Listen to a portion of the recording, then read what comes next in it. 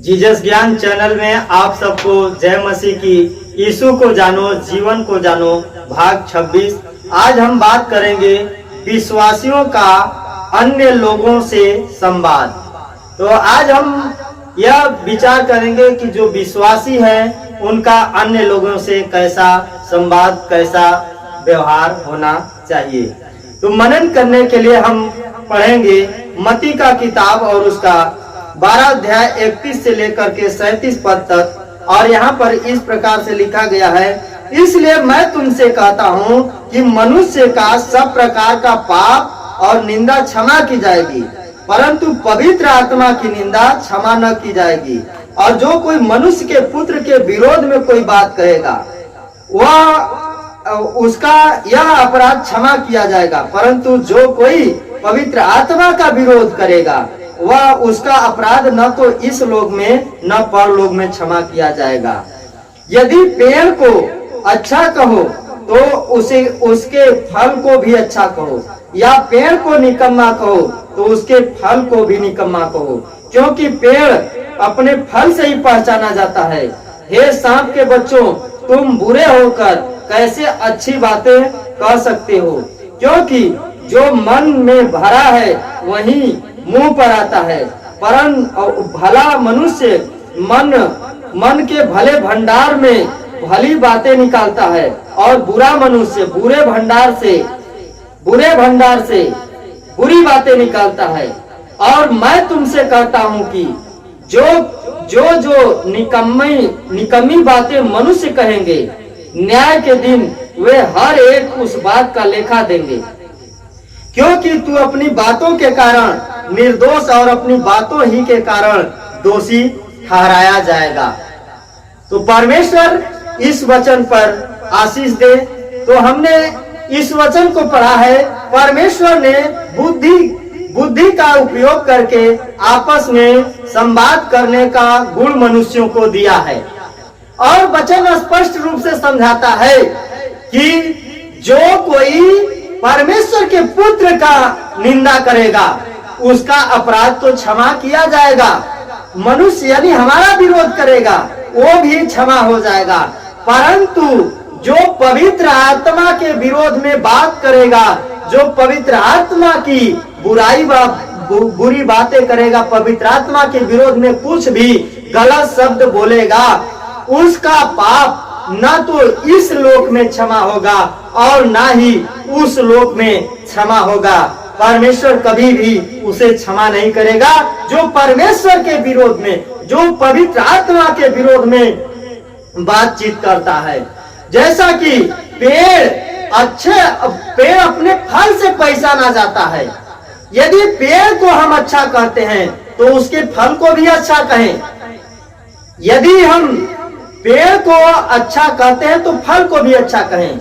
हर पेड़ अच्छा फल नहीं लाता है, हर पेड़ अच्छा फल नहीं लाता है, निकम्मा फल भी लाता है। और वह अपने फल से पहचाना जाता है कि कौन पेड़ है अच्छा फल लाने वाला और कौन पेड़ है निकम्मा फल लाने वाला।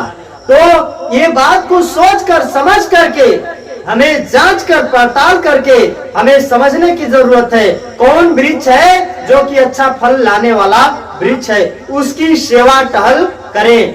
जब मनुष्य बुरा है, पापी है, और मनुष्य बुरा मनुष्य अपने बुरे जीवन से बुरी बातें निकालता है। भला मनुष्य अपने भले जीवन से भली बातें निकालता है। अर्थात जो परमेश्वर की ओर से है, जो पवित्र आत्मा के जिससे परिपूर्ण व्यक्ति है, उसके जीवन से अच्छी बातें अर्थात भलाई की बातें निकालती है। और जो बुरे मनुष्य हैं उनके मुख से यानी जो भी मुंह रूपी जो भंडार है उस भंडार से बुराई की बातें निकलती है। तो प्यारे दोस्तों, हम सब जितने भी वचन को जानने वाले लोग हैं, हम आपसे रिक्वेस्ट करते हैं कि पवित्र आत्मा के विरोध में कोई भी व्यक्ति बातचीत ना करे।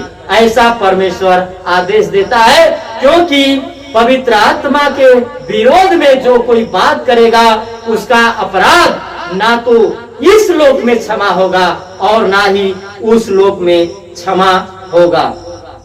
परमेश्वर का वचन एक हम और पद को पढ़ते हैं, मत्ती का किताब और 5 अध्याय और उसका 27 पद को हम ये पढ़ते हैं। वहां पर इस प्रकार से लिखा गया है, मत्ती का किताब 5 अध्याय और 37 पद 3:7।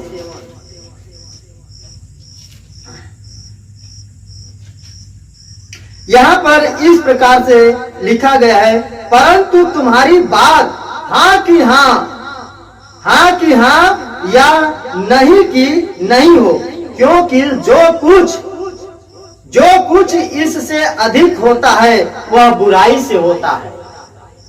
यहाँ पर प्रभु यीशु मसीह ने कहा है कि तुम्हारे जो मुख की बातें हैं वह हाँ की हाँ होनी चाहिए और ना की ना होनी चाहिए। इससे अधिक यदि निकलता है तो वह बुराई को प्रकट करता है, अर्थात बुराई निकलती है मनुष्य के जीवन से, क्योंकि हम मनुष्य बुरे हैं और बुरे मनुष्य के जीवन से बुराई ही निकलेगी। इसलिए यह वचन स्पष्ट रूप से समझाता है कि तुम्हारी बात हाँ की हाँ हो और ना की नहीं होनी चाहिए। पहला पत्रस 3 अध्याय और उसका 15 पद को हम पढ़ेंगे। पहला पत्रस और उसका 3 अध्याय और 15 पद। यहाँ पर इस प्रकार से लिखा है, पर मसीह को प्रभु जानकर अपने मन से पवित्र समझो। पर मसीह को प्रभु जानकर अपने मन में पवित्र समझो। यहाँ पर इस प्रकार से लिखा गया है, पर मसीह को या अर्थात यीशु मसीह को प्रभु जानकर पवित्र जानकर प्रभु जानकर अपने आप को पवित्र समझो। अर्थात जब यीशु मसीह को प्रभु जानकर अर्थात अपने जीवन में पवित्रता को लागू करके अपने आप को पवित्र समझे। पवित्र समझने के लिए परमेश्वर का वचन समझाता है, क्योंकि जो भला मनुष्य है उसके जीवन में अच्छी बातें निकलती है, बुरा मनुष्य के जीवन से बुराई ही निकलती है। परंतु जो हम परमेश्वर के ओर से हैं, परमेश्वर के ऊपर जो हम विश्वास किए हुए व्यक्ति हैं, परमेश्वर के ऊपर विश्वास करने के द्वारा और नया जीवन को प्राप्त करने के द्वारा हम जो विश्वासी भाई हैं, विश्वासी बहन हैं, हमारे जीवन में, आपके जीवन में पवित्रता प्राप्त होती है, क्योंकि प्रभु यीशु मसीह ने फ्री में यानी गिफ्ट में, मुफ्त में हमें और आपको विश्वास के द्वारा धर्मी ठहराया है। और उस धार्मिकता के द्वारा हम और आप हमारे जीवन में और आपके जीवन में पवित्रता प्राप्त होती है, और उस पवित्रता का अंत फल है अनंत जीवन। और जो बुराई काम करता है, बुराई का अंत है अनंत मृत्यु। तो हमें पवित्र बनने की जरूरत है, और पवित्रता हमारे जीवन में, आपके जीवन में प्राप्त होने की, प्रकट होने की जरूरत है। परमेश्वर ने बुद्धि का उपयोग करके आपस में संवाद करने का गुण मनुष्य को दिया। प्रथम मनुष्य आदम के अकेलापन को देखकर वह उसे दूर करने के लिए परमेश्वर ने कहा, आदम को अकेला रहना अच्छा नहीं, मैं उसके लिए एक ऐसा सहायक बनाऊंगा जो उससे मेल खाए। विशेष बुद्धि के साथ विचारों का आदान प्रदान करने के लिए परमेश्वर ने मनुष्य को वरदान दिया। अतः वह चाहता है कि हमारे विचार संवाद और बुद्धि पूर्वक और योजना बुद्ध हो। भजन संहिता में दाऊद इस प्रकार से प्रार्थना करते हैं, मेरे मुंह के वचन अक्सर मेरे हृदय का ध्यान तेरे सन्मुख ग्रहण हो। यानी जो मेरे मुंह का वो जो वचन है, मेरे हृदय का जो हृदय से निकले, वह परमेश्वर पिता आपको ग्रहण योग्य हो। मेरे मुंह के वचन अक्सर मेरे हृदय का ध्यान तेरे सन्मुख ग्रहण योग्य हो।